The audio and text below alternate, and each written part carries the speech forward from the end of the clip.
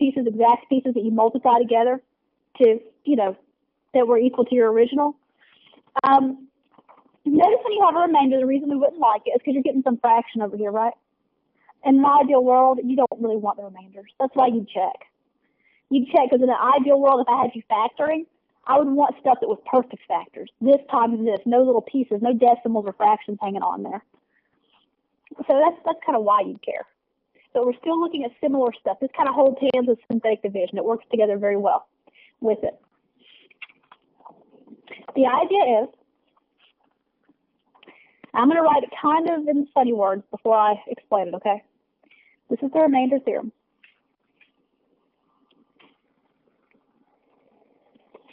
I'm going to use the symbols, and again, I'll explain it. If I have some polynomial p of x, so if p of x, or p of x is a polynomial, is divided by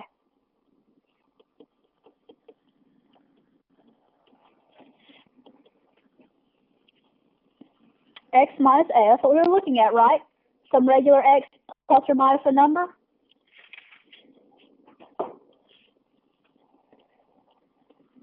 The remainder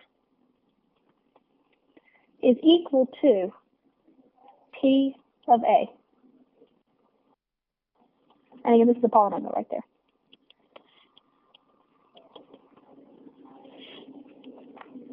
Let me highlight this. It's super easy. It just looks kind of funny right now.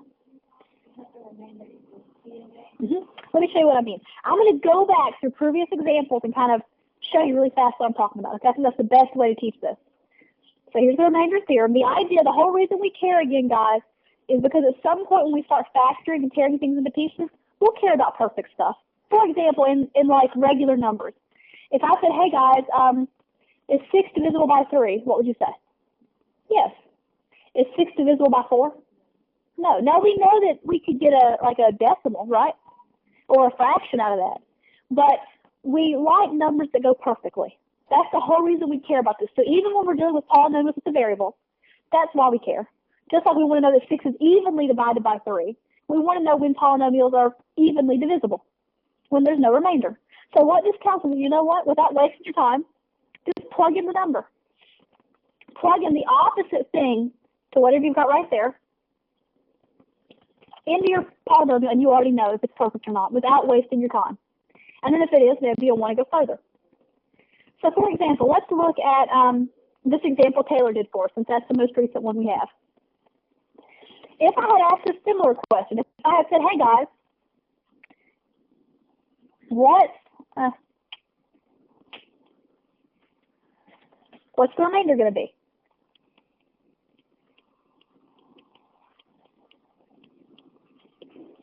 Well, you already know the answer. What is the remainder, guys? 8.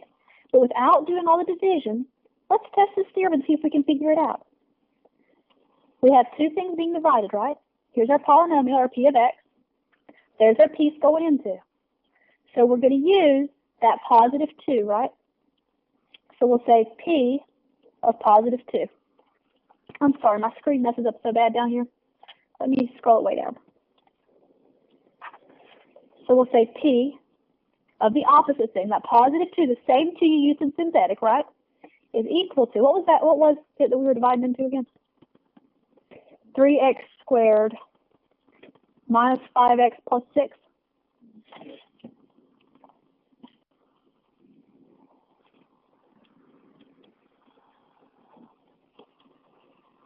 So we plug in a 2 everywhere we have 6, right?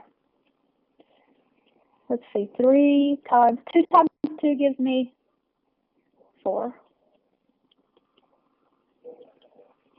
That gives me a 12 minus 10 plus 6. What are we getting here? Oh, cool. That's what we were kind of hoping we'd get, isn't it?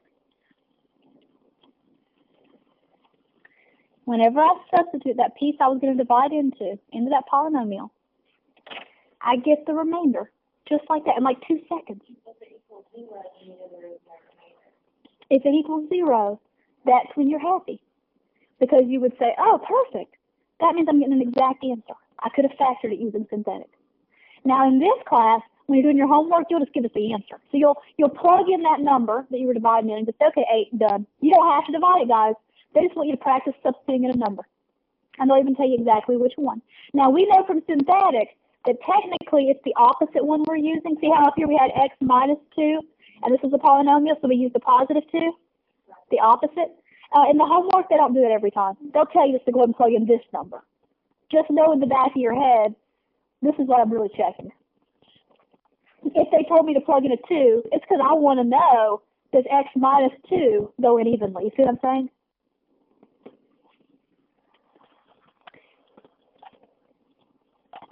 Okay, do you want to see one more example with that? Let's do one. It takes 2 seconds. We'll do one more. I'll do one for your homework. Let's look then at 70 on page 385.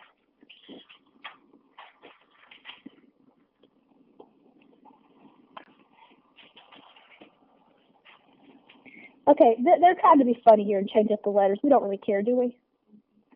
If it's P of Z or whatever, that's just functional notation we know, whereas Z is the letter that's being used. Who cares? So we have this polynomial that we'd be dividing into.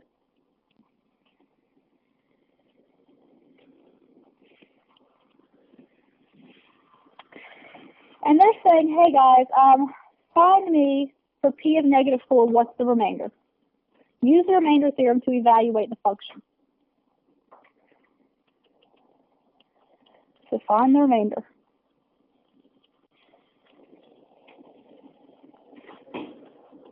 Is kind of what they're asking. So functional notation kicks in. Put the negative 4 where? Everywhere I have Z. Good.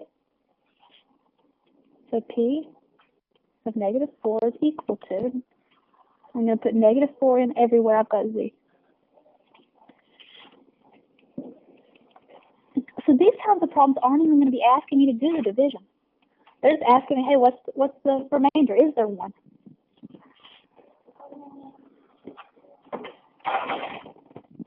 What is negative 4 to the 4th?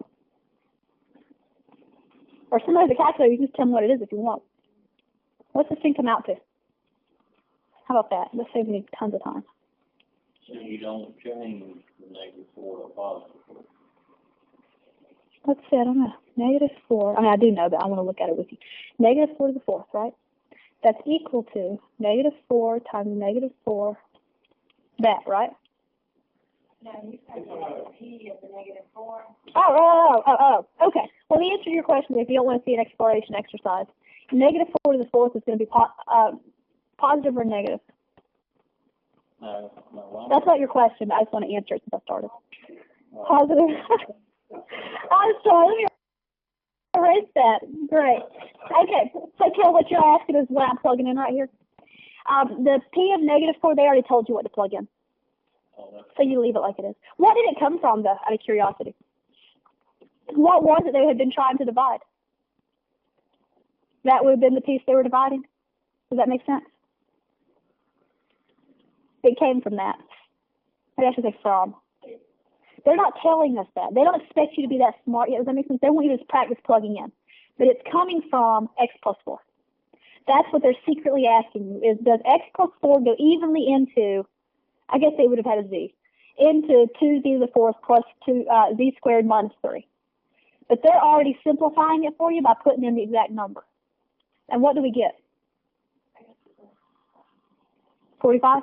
And Kel, what I thought you were asking, sorry for answering the wrong question, was is negative 4 to the 4th positive or negative?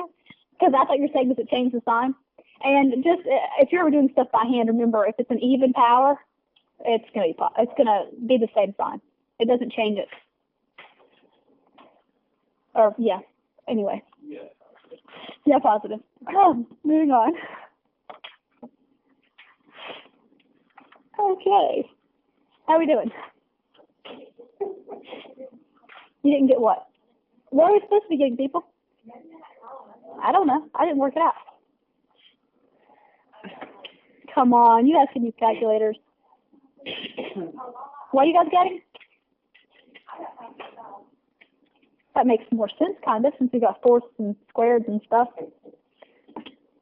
It's okay. I mean, you can mix something. 525. So what we got here, the way you interpret this, like Kel pointed out, they're having us plug in -4, but that's because it would go with